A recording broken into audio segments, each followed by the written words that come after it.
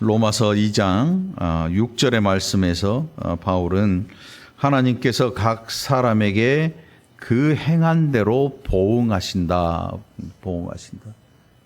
행한 대로 갚으신다는 뜻이죠. 여러분 선한 성도가 되시기 바랍니다. 그래서 하나님께서 행한 대로 보응하시는 그때에 여러분들 좋은 하나님의 은혜와 선물 받게 되기를 간절히 축원합니다. 굉장히 중요한 문제지요. 굉장히 우리 인생에 있어서 가장 중요한 문제입니다. 어떤 사람들은 복을 빌기도 하는데 그 복을 빈다고 해서 복이 주어지진 않아요. 행한 대로 갚으십니다. 여러분들 하나님 앞에서 여러분의 인생의 삶이 귀하고 복된 삶이 될 수 있도록 노력하고 힘쓰시기 바랍니다. 예수는 반드시 믿어야 되겠지요. 교회 나오는데 예수 안 믿는 사람이 없어야 되겠지요. 자, 참고 선을 행하여 영광과 존귀와 썩지 아니함을 구하는 자, 그에게는 하나님께서 복을 주십니다. 그래서 10절에 선을 행하는 각 사람에게는 영광과 존귀와 평강이 있게 된다. 먼저 유대인에게요, 그리고 헬라인에게라. 그 바로 뒤에도 유대인과 헬라인이 또 등장합니다. 그 유대인이 왜 먼저 등장하는가 하면 복음을 맡은 자이기 때문이에요. 복음을 맡은 자. 자, 우리가 알기로 복음이 가장 먼저 들려진 백성이 누구냐? 유대인들이에요, 유대인들. 하나님께서 일찍이 아브라함을 부르시고 아브라함의 후손들에게 이 복음을 맡기셨어요. 이게 유대인들이 그냥 아브라함의 후손이니까 마땅히 그냥 우리가 해야지 이런 게 아니고 아브라함의 후손을 통해서 하나님께서 이 복음의 일을 하기로 계획하시고 아브라함을 부르신 거거든요. 그래서 아브라함의 후손들 그들이 애굽에서 번성하도록 하시고 정말 신기하고 놀랍게도 말이에요. 이 애굽에서 그들이 400여 년의 삶을 지속하는 동안에 그들의 신부는 처음에는 자유인에서 노예로 전락을 했지만 가만히 보면 그 밖에서 온갖 우상들에게 전염될 수 있는 그걸 하나님께서 다 차단해 놓으셨어요. 애굽의 삶이.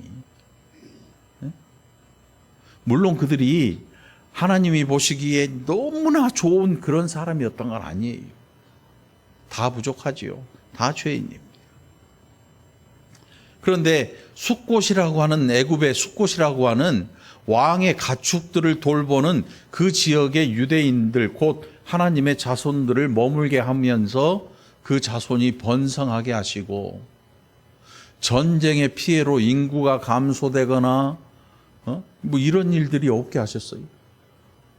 그래서 어마어마한 인구가 폭발적으로 증가하면서 정확한 기간으로는 한 430여 년의 애굽 생활이 시작돼요.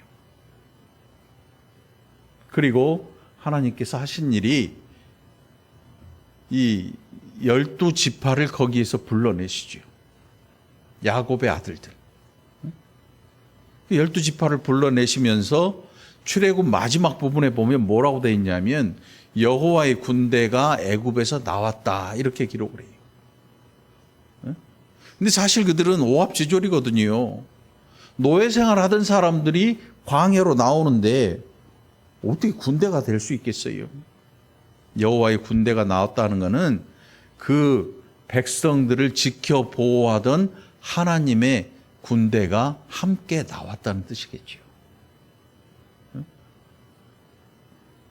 자, 그렇게 유대인을 부르셨습니다. 그러니까 유대인을 부르신 이유는 그들이 잘나서도 아니고 그들이 뭔가 더 뛰어나서도 아니에요.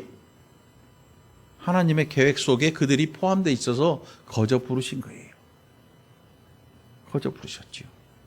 그러니까 유대인은 스스로 높아질 이유가 하나도 없어요. 하나도 없어요. 자, 바울이 지금 먼저는 유대인에게요, 그리고 헬라인에게라 이렇게 얘기를 하죠. 그 이유는 다른 거 없어요. 하나님께서 유대인에게 복음을 통해서 복음을 가지고 할 일을 그들에게 주셨어요. 제사장 직분도 주시고 성전 봉사할 수 있도록, 그리고 하나님의 백성으로서 성전에 와서 예배하고 성전을 섬길 수 있는, 그래서 하나님을 섬기는 일들을 그 백성을 통해서 하실 뿐만 아니라 이스라엘이라고 하는 그 나라를 가나안 땅에 이루어 내신 이유는 그 조그마한 나라를 통해서 온 세상에 하나님의 은혜의 강물을 흘려보낼 수 있도록 하기 위해서 그들을 부르셨던 거예요. 그러니까 유대인이 다른 민족보다 잘났기 때문은 아닌 거지요. 하나도 그런 이유가 없어요. 오직 그들이 하나님의 복음을 맡았기 때문에 먼저는 유대인에게요, 먼저라고 불릴 수 있는 거죠. 자, 이렇게 이제 우리에게 복음이 왔습니다. 유대인 하나님의 은혜를 통해서 이방인에게 하나님의 은혜가 넘쳐나기 시작했습니다. 이미 이방인에게 복음이 넘쳐난 건 아주 오래전이에요. 얼마만큼 오래전이냐면 우리가 알고 있는 룻이라는 여인이 예수 그리스도의 계보에 들어갈 정도니까 어마어마하게 오래전부터 이방인 여인에게 이 복음이 넘어가요. 그래서 이 여인이 복음을 듣고 예수 그리스도의 계보에 들어가요. 예수 그리스도의 계보에 들어갔다는 건 뭐냐면 예수님을 낳는 그 족보에 그 여인의 이름이 들어가 있다는 거예요. 이 여인이 없이는 예수 그리스도의 계보가 완성될 수가 없는 거죠. 아주 중요해요. 이 여인의 몸에서 태어난 사람으로 인해서 또 그리스도의 계보가 이어지는 거죠. 그게 유대인의 모습이었던 거예요. 하나님께서 오늘 우리를 부르시고 우리를 통해서 하시고자 하는 일이 뭘까요? 저도 여러분도 마찬가지예요. 예수 그리스도를 믿는 이 일로 오늘 우리는 부르심받은 목적이 뭔지를 알고 사는 거지요. 그냥 나만 잘 먹고 잘 살자고 하는 게 아니라 예수 그리스도를 믿는 이 믿음을 가지고 세상 속에서 하나님의 은혜를 세상 속으로 흘려보내는 거예요. 이게 저와 여러분의 해야 될 일인 줄 믿습니다. 이 일에 열심 내시기 바랍니다. 다른 일은 우리가 별로 할 게 없어요. 예수 그리스도를 세상에 전하고 소개하는 것, 이것이 저와 여러분의 아주 핵심적인 일인 것입니다.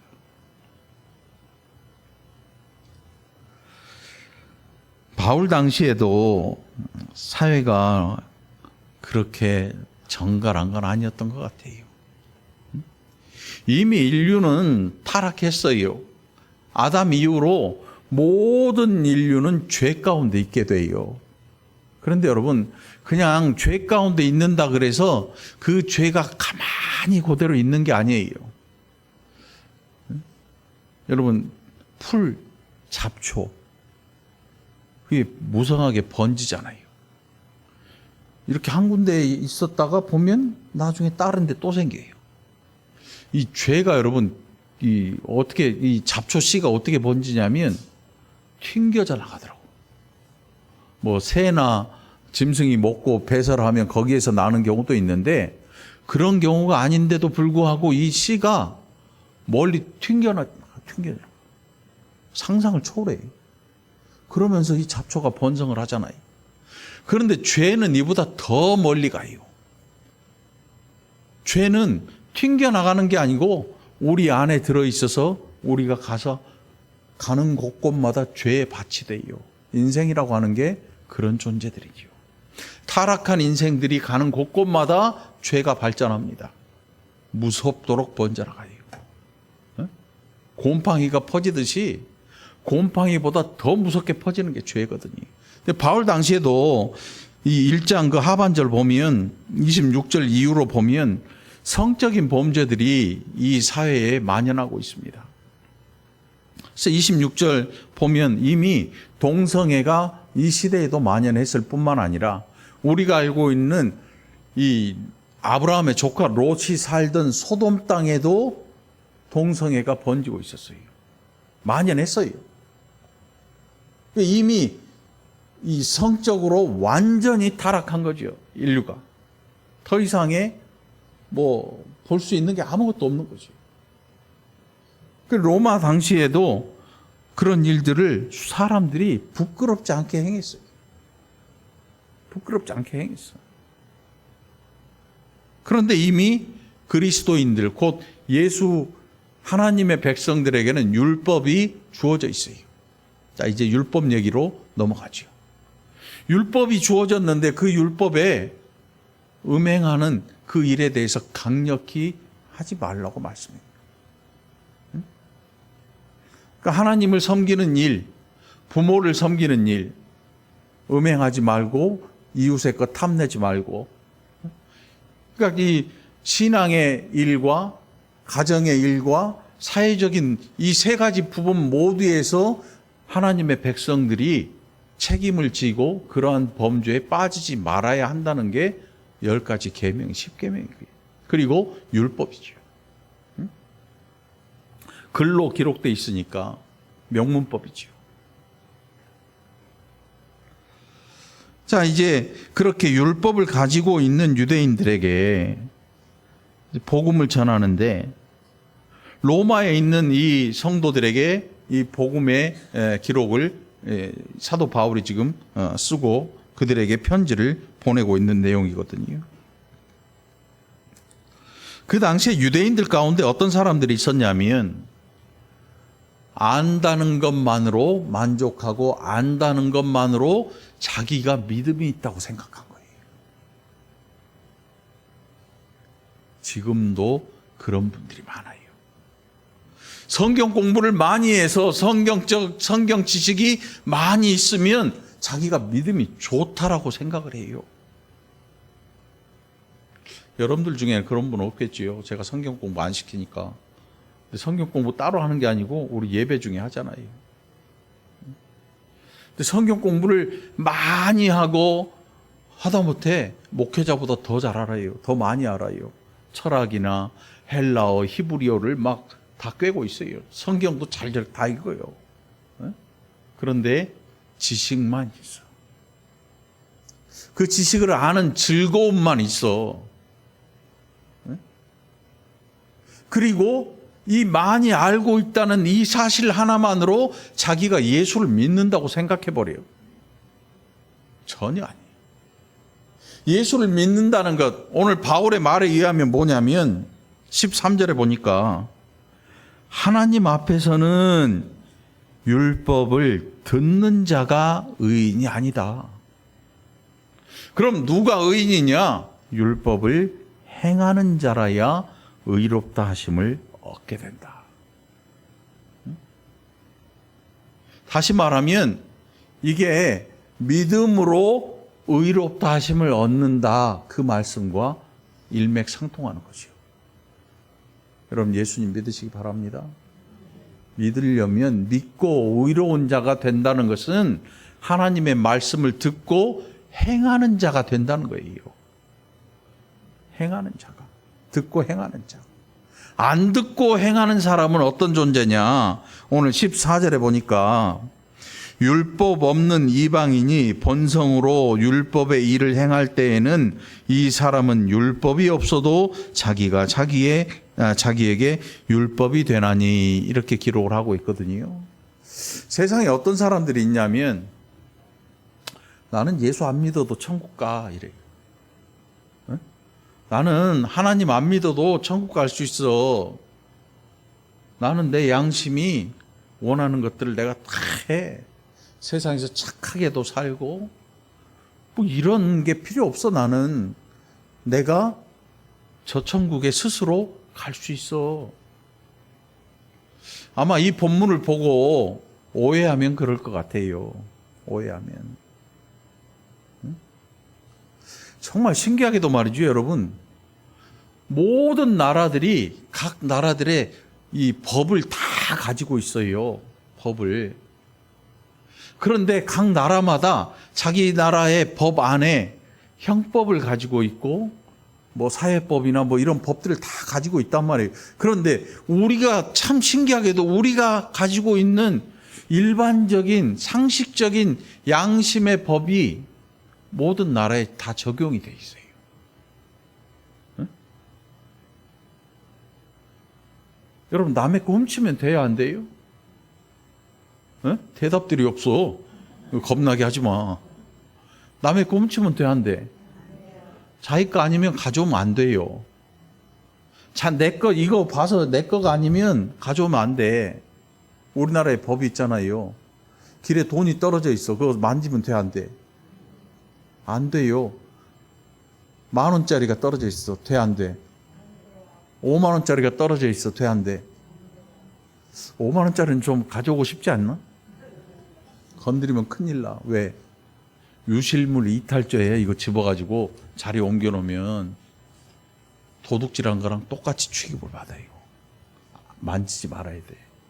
지갑이고 뭐고 남의 것은 만지면 안 돼요. 하다못해 주차장에 누가 오토바이를 대놨네? 그 오토바이를 귀찮으니까 끌어가지고 옆에 대놓고 내 차를 딱 갖다 대놔. 나중에 경찰서에서 출두하라 그래. 왜 남의 물건을 함부로 만져서 남의 재물을 함부로 옮기느냐. 이것도 죄가 돼. 그런데 나라마다 도둑질하지 말라는 법들이 다 존재해. 사람이 사람을 죽이는 장소는 전쟁터에서밖에 허용이 안 돼. 전쟁터나 범죄 현장에서 이 어쩔 수 없이 죽여야 되는 그런 경우를 빼고는 보통의 경우 사람이 사람을 죽이는 걸 살인이라고 그래요. 살인죄가 돼. 나라마다 그런 죄들이 있어. 응? 근데 하나님께서 율법으로 정해놓은 그 법이 일반 사람들의 양심에도 적용이 돼 있어요. 그런데 왜 일반적인 양심의 법들이 이 명문화되어서 법전에 기록이 될까? 안 지키기 때문에 기록이 되는 거예요. 그런데 여기 14절로부터 나타나는 율법 없는 이방인이 본성으로 율법의 일을 행할 때에는 이 무슨 뜻이냐면, 여러분 세상에도요, 예수 믿는 사람이 안 지키는 법까지 다 지키고 착하게 살아가는 사람들이 존재해요. 진짜로 있어요. 우리가 안 하는 일, 더러운 일, 하기 싫은 일들도 마다하지 않고 하면서 헌신하고 이렇게 봉사하면서 사는, 자원봉사하는 그런 사람들도 굉장히 많아요. 하다못해 우리가 못하는 일, 사회적인 책임, 그런 것들까지도 하는 예수 안 믿는 사람들이 많다는 거예요, 여러분. 그러나 그것을 가지고는 하나님 나라에 들어갈 자격을 얻지를 못해요. 그러니까 착하게 산다고 해서, 착하게 살면 물론 좋죠. 자기 자신과 남에게 이로운 일을 하는 거니까 좋긴 좋은데, 그러나 하나님의 나라에 들어가는 자격을 얻지를 못하는 거죠. 그게 율법 없는 이방인이야. 착하게는 살아. 그래서 착하게 살지 않는 사람들에게 변론을 하고 그것이 왜 나쁜지를 알게 하고 이런 일들을 해요. 그래서 15절에 이런 이들은 그 양심이 증거가 되어 그 생각들이 서로 혹은 고발하며 혹은 변명하여 그 마음에 새긴 율법의 행위를 나타낸다. 율법을 알지도 못하는데 그 일을 행하고 있는 거예요. 그렇다고 해서 이 사람이 구원받은 백성이 되지는 않아요.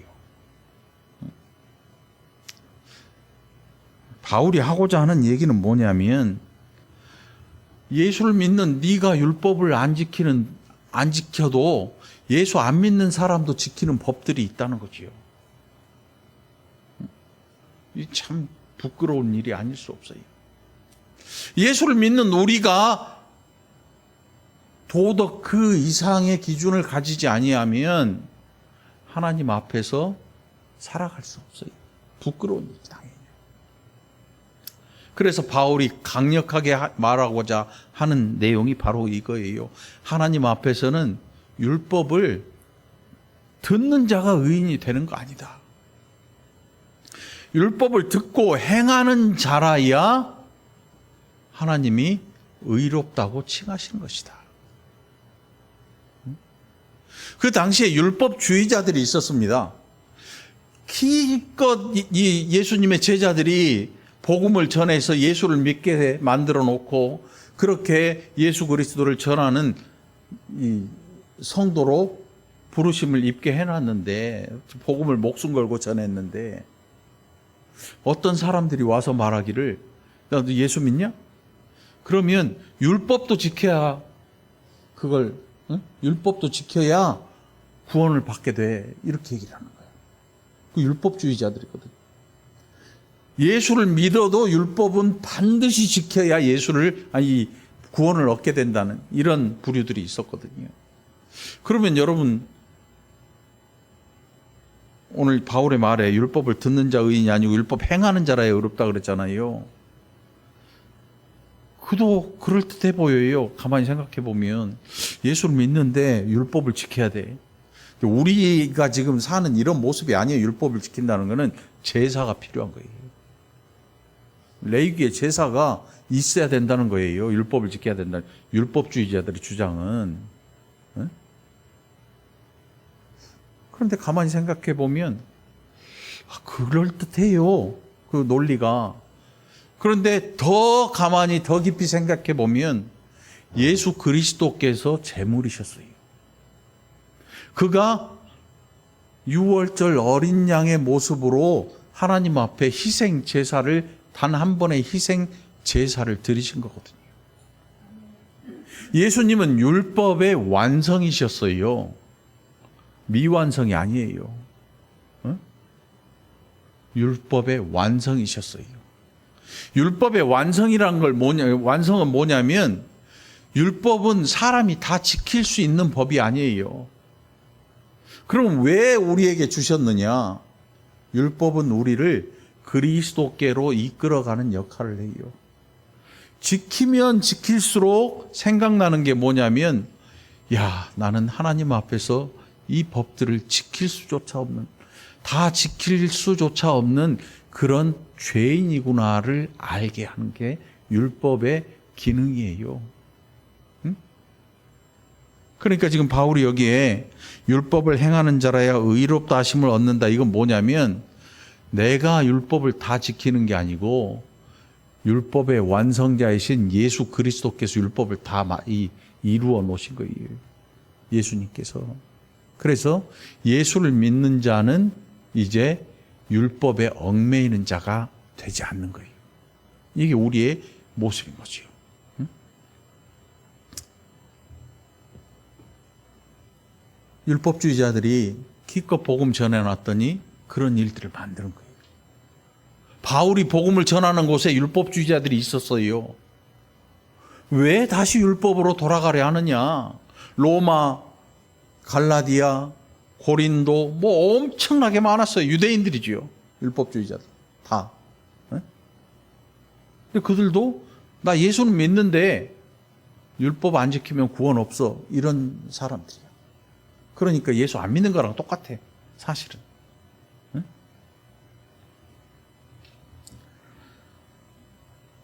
오늘 우리에게 바울이 하고자 하는 얘기는 뭐냐면, 네가 뭔가를 행함으로 구원 얻으려고 하지 말아라. 의롭다 한다는 것은, 의롭다고 인정받는 일은 율법을 듣고 행하는 자에게 하나님이 의롭다 하시는데, 너 율법 다 지킬 수 없어. 율법은 다 지킬 수 있는 게 아니야. 율법을 통해서 그리스도가 계신 거야. 율법을 지켜도 다 지킬 수가 없어. 결국 그리스도께로 우리를 이끌어가는 몽학 선생이. 몽학 선생님 깨우칠 때까지 공부를 가르쳐주는 노예거든요. 응? 그 기능을 율법이 하고 있는 거죠. 착하게 사는 것만이 능사가 아니야. 착해야 돼요, 성도는. 응? 옆 사람도 얼굴 한번 봐봐요.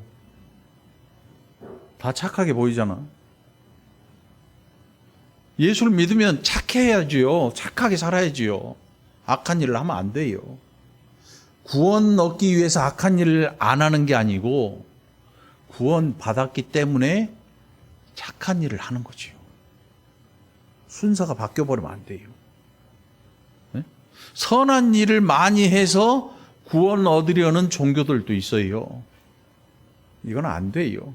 그거는 율법 없는 이방인인 거예요. 그냥 예수 없이 살아가는 이방인이 착하게만 살면 구원 얻는다 생각하는 거지요. 그런 일은 하나님 앞에서 일어나지 않아요. 우리의 구원은 그리스도로 말미암은 거기 때문에. 그러니까 우리가 착하게 사는 이유는, 선한 삶을 사는 이유는 예수를 믿고 구원받은 백성이기에 하나님 앞에서 선한 삶을 사는 거지요. 그리고 예전에는 우리를 죄인이라고 정죄했던 율법 아래 갇힌 자가 되지 않고 율법 위에 서는 거예요. 예수 그리스도께서 율법을 완성하셨기 때문에 더 이상 율법이 우리에게 너 죄인이다, 너는 정죄받아 마땅해, 너는 지옥 가야 돼 라고 정죄를 못해요. 율법이. 율법의 기능이 우리에게 작동하지 못해. 끝났어요. 예수님께서 다 이루어 놓으셨거든요. 그러니까 우리는 이제 율법 아래에 있는 자가 아니고 율법 위에 있는 자예요. 그러니까 율법을 자유롭게 지킬 수 있는 거지요.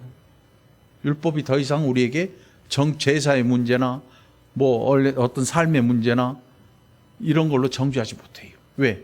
예수님께서 완성하셨고 우리는 그 예수님을 믿기 때문에. 자유자가 되시기 바랍니다. 우리가 자유자예요, 자유자. 큰 자유자. 자유자라고 하는 게 여러분, 이게 보통 귀한 단어가 아니에요. 자유자가 아니면 뭐겠어요? 노예. 죄의 노예. 그 당시에, 바울 당시에 노예들에게는 자유가 없죠. 자유가 없는 뿐만 아니라 그들은 재산의 가치만 가지지 인격적인 인간의 대접도 못 받아요. 노예가 있으면 노예 주인들이 서로 물어보죠. 야, 저 얼마짜리냐? 사람이 몇 명이냐가 아니고, 야, 쟤 얼마야? 일 잘하게 생겼다. 내가 돈 주고 사갈게. 어디서 많이 들어본 거 아니에요, 여러분? 아파트 얼마야? 차 얼마야? 옷 얼마야? 반지 얼마야? 물건하고 똑같은 애예요. 자유자가 아니라고 하는 것은 물건과 같은 취급을 받는 거죠. 노예이기 때문에. 그런데 그리스도께서 우리를 자유자로 삼으셨다. 자유자로 만드셨다는 것은 우리에게 얼마나 큰 특권이 주어졌는지를 알게 하는 단어가 자유자인 거예요. 자유자. 여러분 자유자이십니까? 자유자이길 바랍니다. 얽매이지 않기를 바라고요. 그러니까 예수 안에 있는 사람들은 다른 법들이 우리를 올가매거나 얽매이게 할 수 없는 그런 존재들인 거예요. 두렵지 않지요. 날들에 대한 두려움 없지요. 네? 그러니까 예수 안에서는 두려움을 갖지 않게 되기를 바랍니다. 어떤 사람들은요, 무서워서 뭔가를 못해요. 야, 이거 하면 재수없다 그러는데. 예수 믿는 사람 눈에 보이기에도 재수없어 보이긴 해요. 야, 그거 하면 안 돼. 왜? 재수없대. 그런 거에 두려움 갖지 마. 이사도 못 가요. 아무것도 못해. 다 물어봐야 돼. 누구한테? 그런 걸 물어보는 사람들한테 가서 쫓아다녀야 돼. 왜? 자유자가 아니고 노예이기 때문에 그런 거지. 자유자는 어디든 갈 수 있습니다. 무엇이든 할 수 있습니다. 그런데 자유자에게 있는 특권이 뭐냐면 딱 보고 하지 말아야 되면 안 할 수 있는 자유도 있어요. 그런데 노예는 안 그래요. 노예는 주인이 시키면 해야 돼요. 악한 일이든 선한 일이든 선악의 기준이나 이런 게 없어요. 그냥 주인이 시키는 대로 할 따름이지요. 그러니까 죄의 노예로 사는 사람들에게 있어서는 어떤 죄가 되어도 그들은 서슴없이 그 일들을 행하는 거예요. 그게 로마 시대에 이 1장 26절에 기록된 그 로마 시대에 죄를 짓고 살아가는 사람들의 모습이었던 거죠. 오늘 여러분 거룩한 여러분이 되시길 바랍니다. 그래서 율법 위에 서서 더 높은 도덕적 기준이 우리에게 필요한 거예요. 우리는 그냥 어려운 사람 보면 좀 도와주고 싶은 마음이 있어서 좀 도와주잖아요.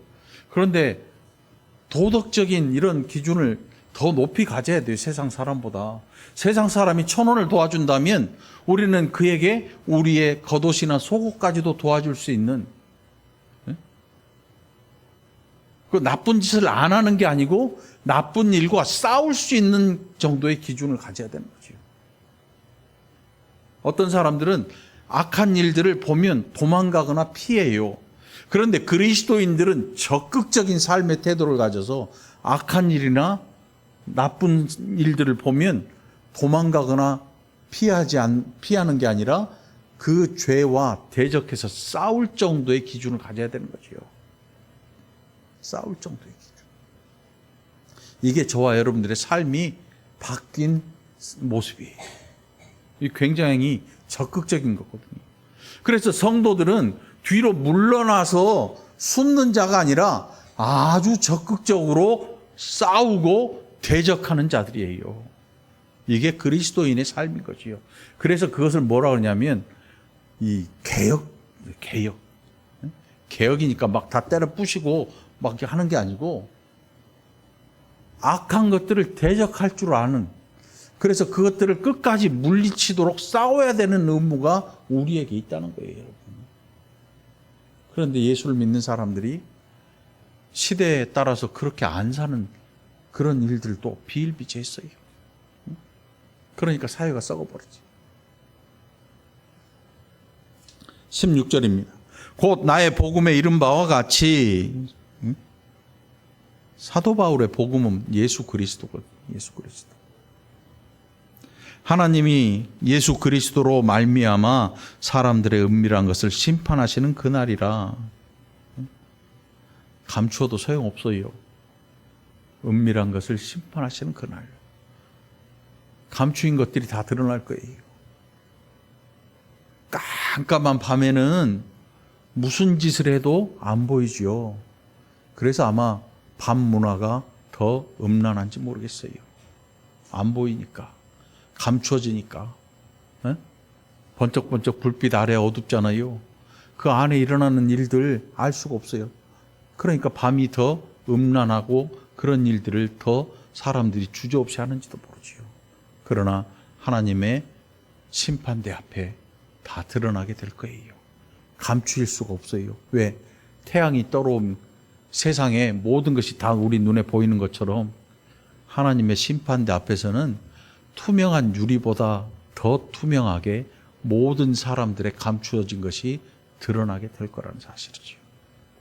그래서 우리가 해야 될 일은 과거에 얽매여서 사는 존재가 아니고 더 앞으로 더 나아가는 것입니다. 적극적으로. 옛날에 과거의 죄가 우리를 얽어매지 못해요. 왜? 회개가 그런 거거든요. 회개가 뭐냐면 죄 질 때마다 하나님 앞에 와서 회개 기도하는 게 아니고, 회개했다고 하는 건 말이지요, 과거의 죄에서 우리를 잘라내는 거예요. 과거의 죄에서 사람들이 얽매여 있으면 어떤 현상이 일어나요? 그 죄에서 벗어나지 못하고 끝까지 그 죄 때문에 예수를 제대로 믿지도 못해요. 자꾸 푸념하죠. 자꾸 되새김질하죠. 그런데 예수님께서 그 죄의 모든 사슬들을 다 끊어내 버리셨는데 예수를 잘 알지 못하니까 그 죄에서 벗어나지 못하는 거죠. 끊고 나가야 되는 거예요. 응? 하나님 앞에서 우리의 감추어질 죄라는 건 없어요. 그러니까 더 이제는 적극적인 성도의 삶을 살아야 될 이유가 저와 여러분에게 나타나는 거지요. 여러분 자유자가 되시길 바랍니다.